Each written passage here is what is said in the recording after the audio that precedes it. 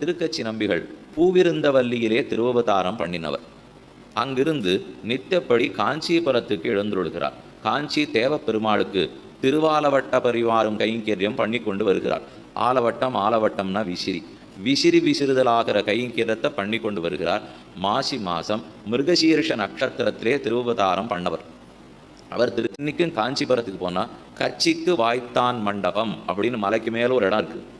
அதை கட்சி வாய்த்தான் மண்டபம்னு சொல்லுவாள். அந்த மண்டபத்துக்கு பெருமாள் எழுந்துள்ளுவரான். அந்த மண்டபத்துக்கு அருகில் இருந்துட்டு தான் திருவாலவட்டம் விசிறுகிற கைங்கரியத்தை திருக்கச்சி நம்பிகள் பண்ணி வந்தார். அப்போ ஒரு நாள் திருக்கச்சி நம்பிகள் பிரார்த்திக்கிறார், எனக்கு ஏதான ஒரு தாசிய நாமம் கொடுக்கக்கூடாதா?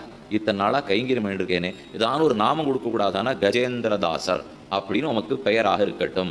அவருக்கு காஞ்சி பூர்ணர்னு ஒரு திருநாமம், ஸ்ரீ கஜேந்திரதாசர்னு ஒரு திருநாமம். அவருக்கு இருக்கிற பெருமை, பெருமாள் அவரிடத்தில் வாய் திறந்து பேசுவர்.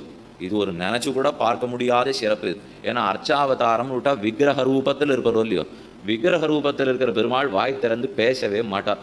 ஆனால் திருக்கச்சி நம்பிகளுக்குன்னு இருக்கிற பெருமை, தேவ பெருமாள் வாய் திறந்து அவரோட பேசுவாராம். அவர் பேசுறதுக்கு பதில் சொல்லுவார், இவர் சொல்றதுக்கு அவர் பதில் கேள்வி கேட்பார். ஏன்னா தேவ பெருமாள் தான் அர்ச்சாவதாரம்னு நினைக்காமல் அந்த மரபை மீறி, அந்த வரம்பை மீறி திருக்கச்சி நம்பிகளிடத்தில் பேசிட்டு இருந்தானோ இல்லையோ.